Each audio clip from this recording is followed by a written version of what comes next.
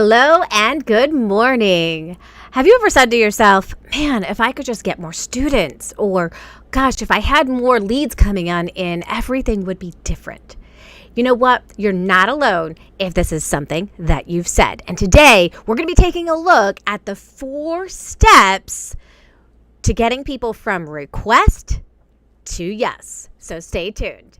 Hey everyone, my name's Joanne Kaminski. I've been tutoring online since 2010 and helping other online tutors be able to get found, hired, and referred. My goal is to take tutors or teachers that are already great at what they do, but the only thing that's standing in their way is how to get found so that people can hire them, right? And you can finally stop stressing about having a sustainable business. Even if you want to replace your income, you have the opportunity to do that with online tutoring when you put the right pieces in place. So if you like content like this, please hit that like and that subscribe button and keep staying tuned.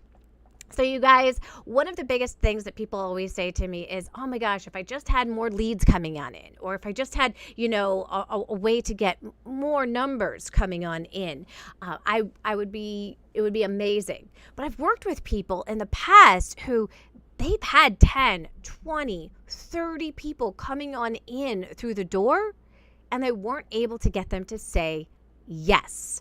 So I'm going to be sharing with you guys the 4 steps from request to yes. And the first step is to respond to the request in a very timely manner. So you may have somebody who is requesting your services in many different ways. They might be reaching on out to you with your phone number, your website, email, messenger. So there's lots of different ways that people could be reaching out to you.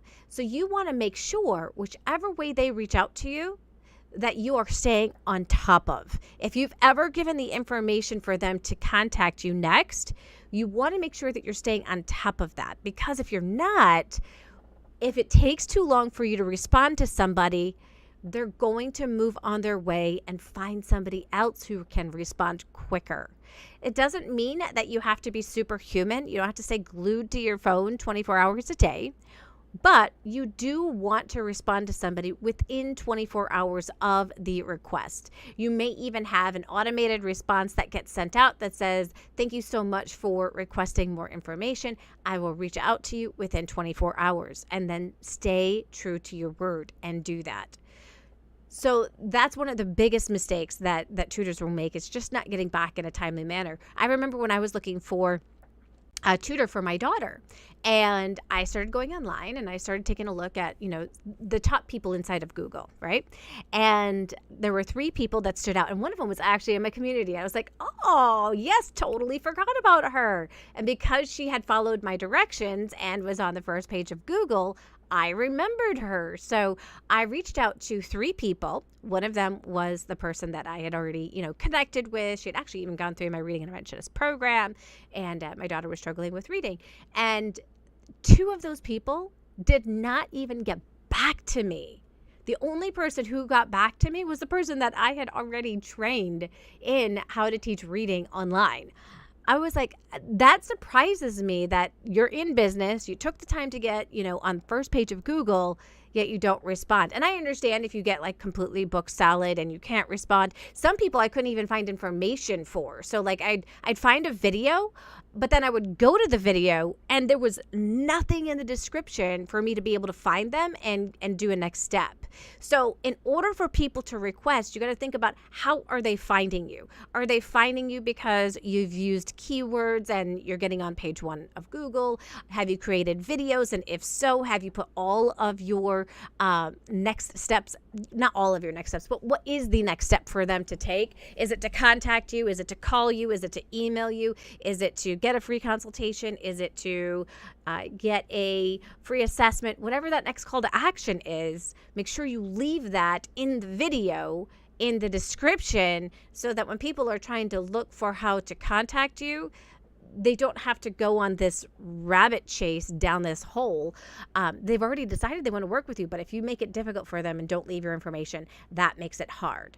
But my next within this idea of responding to the request, whatever way they step out to reach out to you, and sometimes it's multiple ways, reach back to them in the way they reached out to you. So if they sent me a message in Messenger, I'm going to contact them in Messenger and respond right there. If they sent me an email, I'm going to email them a response. If they left me a phone call, which I don't really like phone calls so much, but if that's the only way that they contacted me, then I will contact them that way as well. And the reason why I don't like the conversation on the phone piece is because I still have to talk them into getting a free assessment with me, right? So I don't like that piece because it feels like double work to me when I could just have that conversation right after that piece of it. Now, the second step is to invite to the free assessment. So let's say they email me, right? Then I'm going to respond with empathy. Like if they said, my child, Veronica, is struggling with reading. She's in 2nd grade. Then I'm going to say something like, I'm so sorry to hear that your daughter is struggling with reading. I know how frustrating it can be to watch your own child struggle with reading. I'd love to be able to take a deeper look to what your daughter is struggling with. Would you be interested in setting up a free assessment? Or I might even just ask one question there and just say something like, can you tell me if she's struggling more with phonics or comprehension?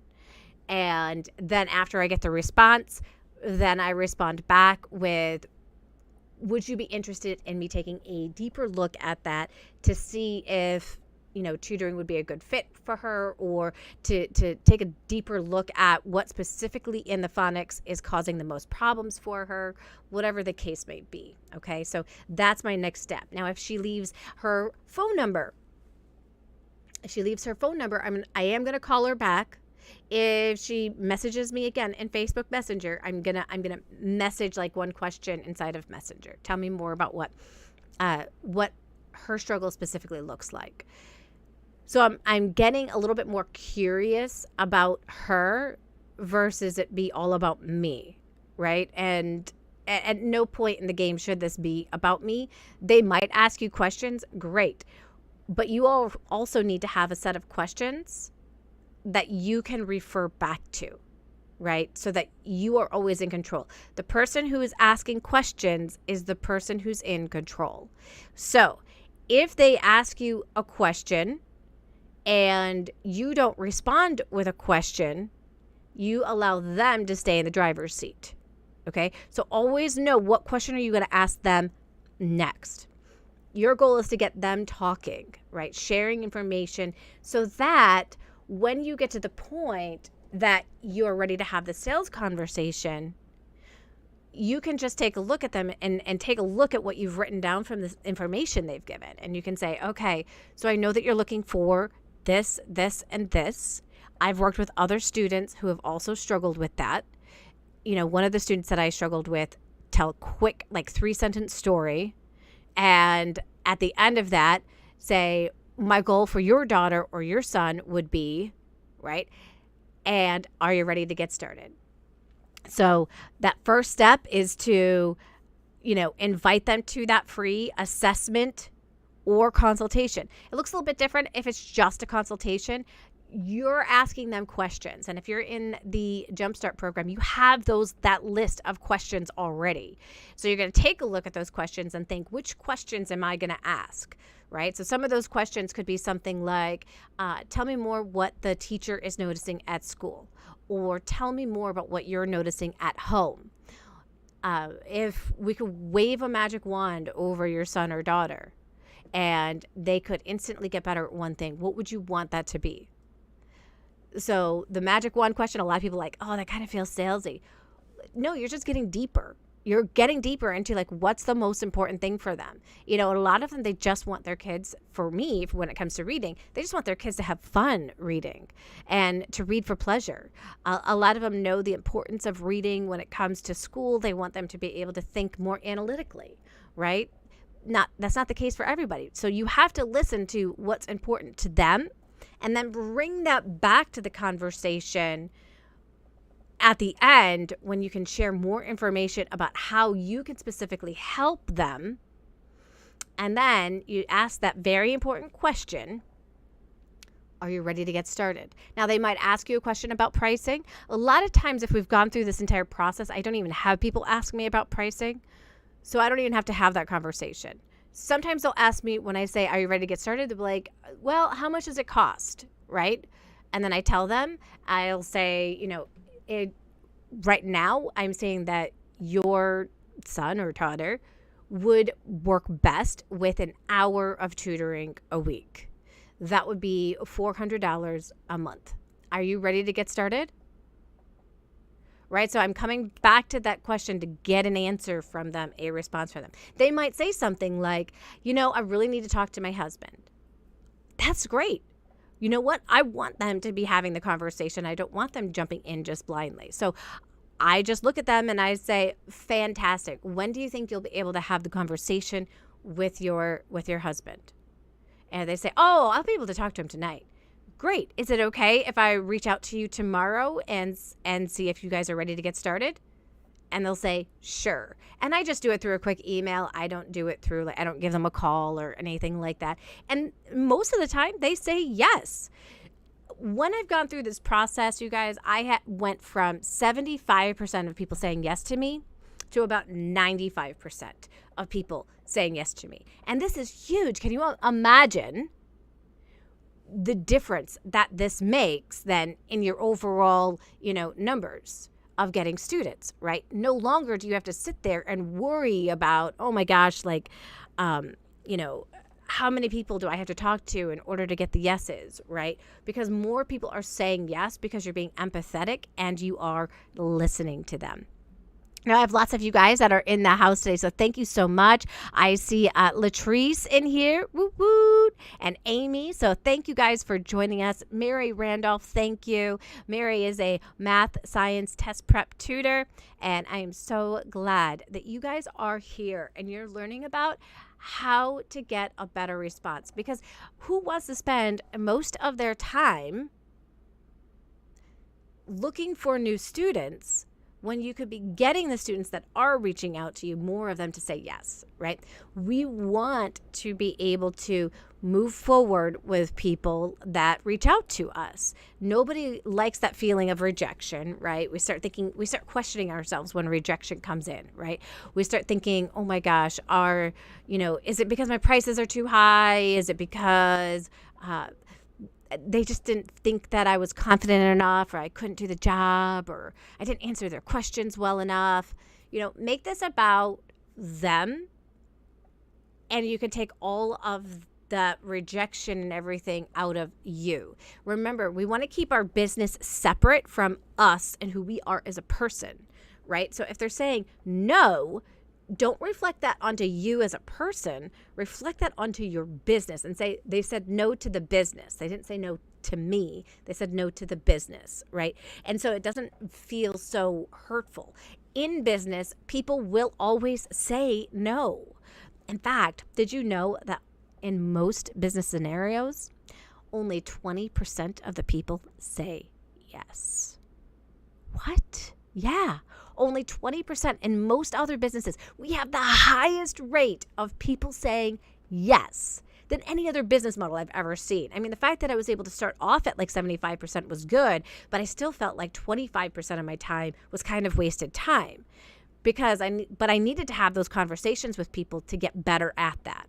So you're going to see throughout this week support for people in this area. Tomorrow I'm going to be on Clubhouse, and I'm going to be talking about the questions. How do you ask better questions so that people say yes, okay? And then on Thursday, you're going to get to see people in our Jumpstart community go through the sales conversation with me. They're going to get the opportunity to practice, get onto the hot seat, and try it out so that they can get feedback. I remember I did this with Beth back in the day, a few years ago now. And you guys, Beth is in the house right now, kind of chatting away with you guys, which is awesome. I love it.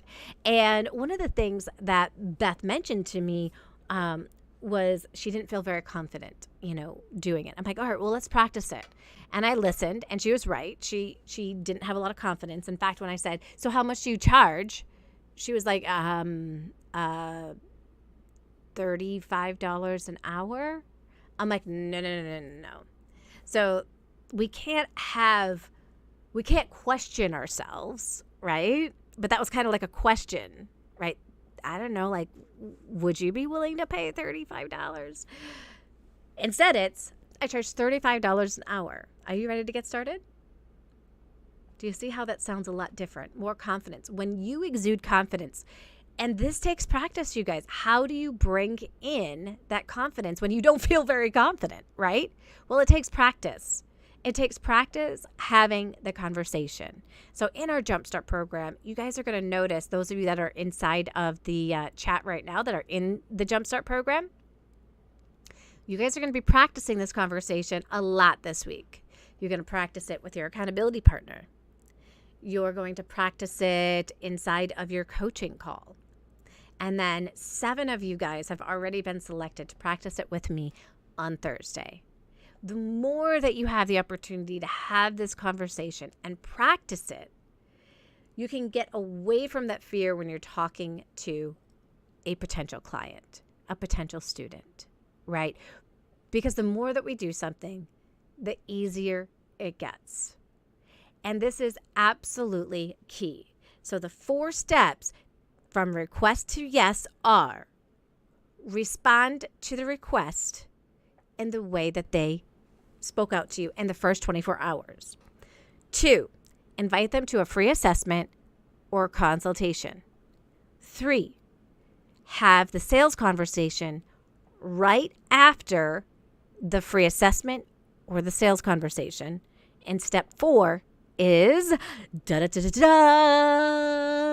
This is the best part. Okay, so I got to tell you guys, why is number 4 the best part? Number 4 is the best part because I have had people say that they've had people say yes, and then they lost the trail of conversation. And then people didn't end up coming. They never responded back to their email. Like they just ghosted them, or they like fell off the face of the planet. And it's like, what the heck happened? Like, they said yes, and now I'm emailing them to set up a time, and they're not responding. Okay, so there's a gap right there. Okay, so you want to set up the time immediately. So you're in this sales conversation. You've asked them, are you ready to get started? And now we're at the last piece of it. Let's set up a time. Set it right then and there. Don't wait. Don't hesitate. Okay? Because even if they're like, I don't know, we have to think about it, then ask them which day would work best for them, right? So you're already finding out from them, would this time normally work for you? Now, for me, if I'm doing the assessment at that time is open on my calendar each week, which means that is the time that I can do tutoring with them. So I always ask the question, would this time work to do your tutoring each week? Is this a time that normally works for you? And when they say yes, that's perfect, because now I know that if I'm giving a free assessment, I'm not giving a free assessment for somebody who can't fit in a time block that I have available, right? Brilliant. I know. But it really, really works, you guys. It's amazing. And so don't leave that sales conversation without getting to this last step. Find a time. So here's the cool part, you guys. 2 of these things are done at the same time. Actually, you invite them to the free assessment, right? And then I have them fill out a form. On that form, I have all their information, including days and times that work for them for tutoring, so that I could easily look at that information ahead of time as well. And then I tell them, after you fill out the form, I'm going to give you the Zoom link. So this is an incentive. Now, not during any piece of this, I'm not actually asking them to move forward with me, right? So I'm responding to their request. I'm not saying, okay, let's get started right now, right? I'm taking time. This is a series of small yeses, okay, that leads to the big yes at the end. So nothing I ask them to do is very difficult. The first thing I ask them to do is answer a question. Like, is your child struggling more with phonics or comprehension? The second yes is to the free assessment or the consultation. Then we hold it, right? And so I'm building trust with them as we go through this process. Then we move into that sales conversation, right, where they've already made a series of small yeses. They filled out the form, which was a small yes. And now I'm asking for the big yes at the very end. So little yeses, little steps that you ask them to take, they actually follow through. Now, will some people kind of drop off at one point? Sure. You know, there's times where I message somebody back and then they never email me back again. I message them again. They still never email me again. And that's okay, right? Because you want people who can follow through on these small series of yeses. If they don't follow through, it is not your fault. But you do need to make sure that you follow through and reach back on out in a month again. You know, reach on out that day, in a week, in a month. That's all you need to do. If you've reached out those 3 times and they're still not responding to you, you can let it go and be like, okay, for whatever reason, maybe they already found somebody else or they've decided this isn't a good fit at this time. That's okay. You know, let it go. Never be like, oh, I'm a little bit nervous that I might be bothering them. They reached out to you. Right? So it's not like you're cold calling, right? That's a scary process. They've reached out to you. And so now you're just being, at this point, somebody that is running a strong business. And that's what you guys are. Even though we're professional freelance tutors, you have a strong business and you want to come off as being confident, likable, and competent. And you can do that by following these 4 steps. Respond to the request within 24 hours, invite them to the free assessment or consultation, have that sales conversation, and then set a time for tutoring. And there you guys go. Those are the 4 steps from request to yes. So glad that you guys are here and joining me. I love this. So thank you, Latrice, for mentioning this. Latrice said, when women would tell me that they have to talk to their spouse, in my head, I say it's a no. But I'm going to change that thought process now. Absolutely. It doesn't mean a no because, you know, a lot of times we do like to talk things over with our spouse.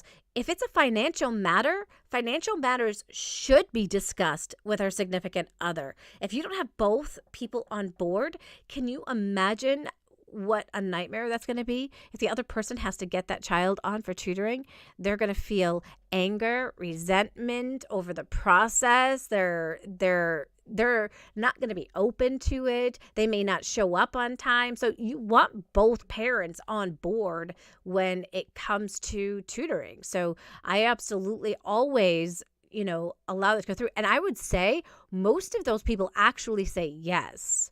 And so it's a matter, I had one person recently that didn't move forward, but man, she had a complicated schedule. I mean, she had 5 kids.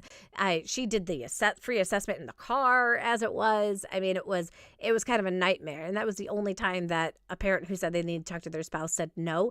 And I could tell that it was more than just, you know, money. You know, time was an issue and other things were an issue. So I was like, okay, these aren't even optimal situations for me either. So it always works out best.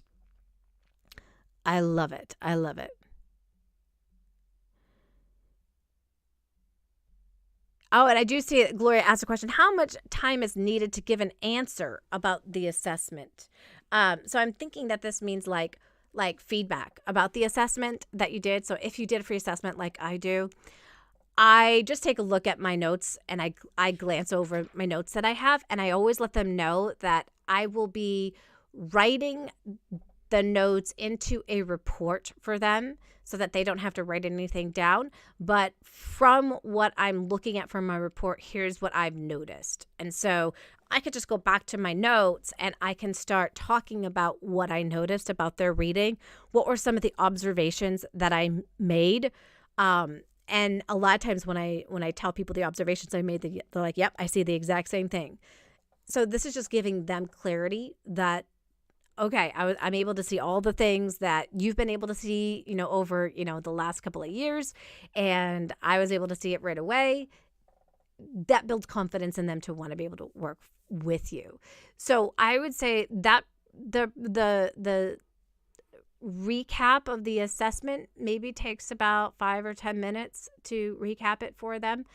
And that's about all that's really needed for that process. It's not like you have to go into great detail because you're going to write it up into a report so that they can feel really confident afterwards. Stacy asked the question, Joanne, do you use Google Form or Docs for your assessment? And how long do you make your assessment? No, I don't use Google Form or Google Docs. My reading assessment is the QRI 7. So it is the qualitative reading inventory. And this is an assessment that's going to give me enough information to know what the child's grade level is. I do take my notes as I'm doing that assessment on my notes app on my iPad. So I'm taking all those notes down there. I've created like a folder for every single student that I work with so that I can then just keep track of it really quick, and it's easy to get access to. And then I write it up from there, from my chicken scratch. I would never said that to a parent.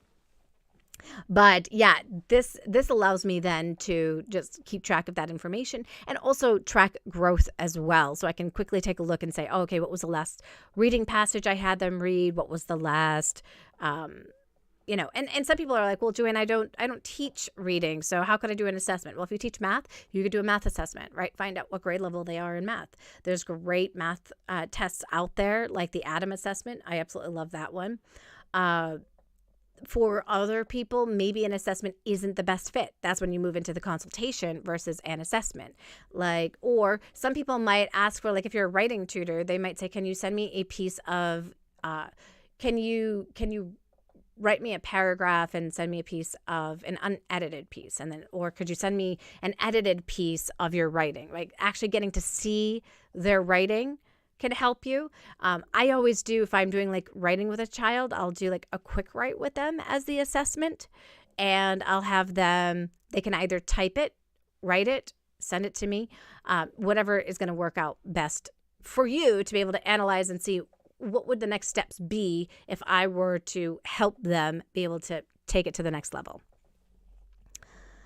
And Gloria asks, what suggestions do you have for assessments or consultations in other fields like writing science? Oh, I'm glad that I started already answering that. So perfect. Yes. And even people who do, science, I'm not as much sure just because that's so outside of my element. So if anybody has any ideas about science and what kind of assessment you could use, I'm not really sure that people actually grade people on a you're at this grade level for science, right? With the amount of information that you have. So that becomes less important, right? Whereas with math, you need to know certain skills in order to do the math at a certain grade level. For reading, you need to be able to read at a certain level in order to be able to understand the content for the grade level. So it makes more sense with things like writing, with reading, with math, but not so much with something like science or social studies.